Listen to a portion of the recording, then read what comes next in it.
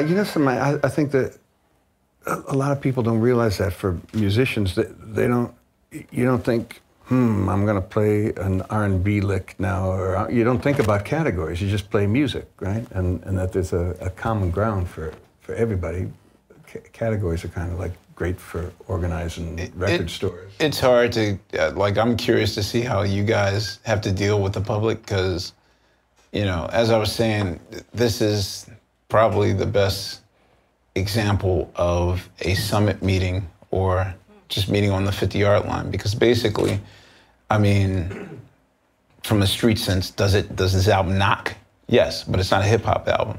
Is it aggressive and dark sounding? Yes, but it's not a rock album. You know, it's groovy, but it's not a soul album. Like, I don't know. It's like the best of my world and the best of his world comes together. There were some points when I wanted to like hold back even more. I thought like, okay, if the rhythm's too funky, then I might get accused of, you know, that sort of thing. So. The minute Ahmir said, I think this is going too much, becoming too groovy, I said, you know, or it's too funky. There's no such thing. Yeah. You know, there's no, you know, yeah. Don't you know everything I do going to be funky from now on? You know, I mean, it's just, no, of course, all the things about the methodology, which are mundane because they're commonplace in a working method, yeah. and Quest was saying, oh, you know, we got to make it more organic. I'm going, no, I like it when it sounds like we're sampling ourselves, and right. You know, we record. Here's the perfect example. The title track begins with a sample that Steve cut out of a ballad of mine called "Can You Be True" from a record called North. It has nothing to do with the actual song, the harmonics of the song. It's just the string introduction, which I orchestrated. So he did a lot to make that sound kind of grittier, you know. It wasn't just a straight, we didn't just copy it. He processed it and they had a thing, and we extended the bars so it cycled around. It was getting bigger and more dramatic, and there was this guitar, and then there was horns, and then there was some drums, and then Ahmir did another drum pass, which was like even more like crazy, and it grew. So it was like picture painting, or score, if you want to say scoring a film. It was like the way you do that. There was a story being told in the words, yes. And this repetitive thing. By the middle of the record, you can't hear the sample. It's obliterated by everything that's added. And it creates the drama that you hear, you know. Yeah. No, that's, you know, when I listen to it, I don't hear it as being any particular style. I kind of, it's highly visual. And Ahmir, you have a quote where you said, Elvis's imagery makes you see what you're listening to, which I thought was a brilliant description of his writing. And I also think that the way the music underlies it is very much like a film score. You painted this apocalyptic, I don't know what other word to go back to, you know, but not just of the society, but even like in personal relationships. It's a grim apocalyptic vision, and the music scores it so beautifully. Well, you should say something about, you know, we thought we were done, and I really felt that we had a record, you know, because, like you say, we didn't want to get into that thing of just keep going until we lost the picture. Right. And because of this working method, every mix could be the last one. It could be it. You have to decide when to either to cut away or add more, right? Yeah. Once we knew it had a flow, and then Quest said, of course we're doing strings. Yeah, I wanted to be just because of how, I mean, a lot of us, you in particular, you know, you heard the album without the strings on it. And even that's a whole nother experience. But Brent Fisher is the son of noted jazz arranger and string god Claire Fisher. I grew up listening. Claire Fisher was one of the most used string arrangers on a lot of 70s soul records that I liked. You know, I wanted that chance to work with them. Claire, unfortunately, one of the last things Claire did was for the D'Angelo record, so his son sort of took over his orchestra. So I enlisted Brent, who's straight from Claire's DNA, to sort of tell me what you see, and just give me. I want that feeling that when I was 6 years old, like staring at the speaker, like, oh my God, do you hear the cinematic thing happening right now with the strings? And it was very last minute, like 11th hour. We were done the record. It was about to be mastered in like, what, 7 days. And I mean, Claire came through on the clutch and totally turned that record around to something different. It's a huge thing. Claire, Brent, I'm sorry. Brent, and I got to give Stephen a lot of credit for holding his nerve, because when you do something like that, that's another thing where you can lose the grit.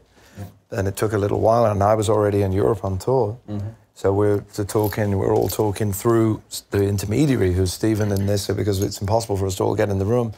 And we're saying what we think. And ever with string writers, they write slightly more than you can possibly incorporate. So you've got to use some editorial, he has to give you options to where it's the emphasis is going to lay. And Ahmir had very clearly underlined that he wanted to have this string transition out of Walkers Uptown into Sugar. And then at the back end of Refuse, there was, this coda where the groove is just like as emphatic, and it's just woodwind and string instruments. There's no drums. I mean, it's remarkable writing, and it's kind of strange because the only other strings on the record are the ones I wrote, but there's kind of like a novice's effort compared with what he did. But it's the writing on Cinco Minutos is really beautiful. Yeah. Well, let me ask you about one other song, If I Could Believe, which I think, there's a lot of intense information in the other songs, and it's kind of an epilogue, kind of a qualifier. But let's talk about the lyric on that. The truth of it is that when we were doing this, we were outward looking, but you get your own, obviously, point of view and things that happen to you. Like Wise Up Ghost has a lot of horrifying images in it. And somewhere in it, I was trying to keep out the personal stuff from being too selfish, because I'm in a dialogue, and I can't be making it all about what I feel or I think, other than what I'm looking out at, that we could agree about. And then in the middle of all the other reporting things and the things that are arriving on the radio and Wise Up Goes, there's an image about a shirt of wire and a wall of flowers. And it might seem kind of abstract, just like word slinging, but it's a literal description of a dementia ward. So my father was in that at that time, or in the recent past, and I carried it over into any kind of torture that you might be suffering, torment yourself in something in life. In that Wise Up Ghost song, there was a small visitation of this personal stuff that I'd witnessed within, and the rest of the song was a reportage of returning to England after his passing, along with everything else that was on the radio at the same time or on the television. And then Ray and Quest and Pino cut this piece of music, which became Puppet Cut Strings. And they sent it to me, and I wrote one draft of the lyrics and sat on my kitchen counter, transferred the mix onto my computer and sang the vocal at my kitchen counter, and then he wouldn't let me re-record it. It was perfect. So that's actually recorded in Hookery Crookery Studios. But it was, if I'd thought about it for a moment longer, you'll hear this song eventually.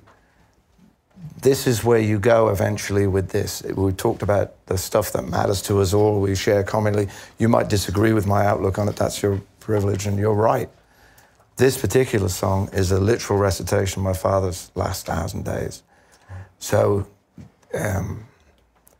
I wouldn't have set out to write about that, but the beautiful music that these guys gave me allowed me to write that. So I was very grateful, because I knew I'd have to write about it sometime. Yeah. And then the fact that he wouldn't let me re-record it meant there was no way to hide from the way I felt when I was singing it. Yeah, wow.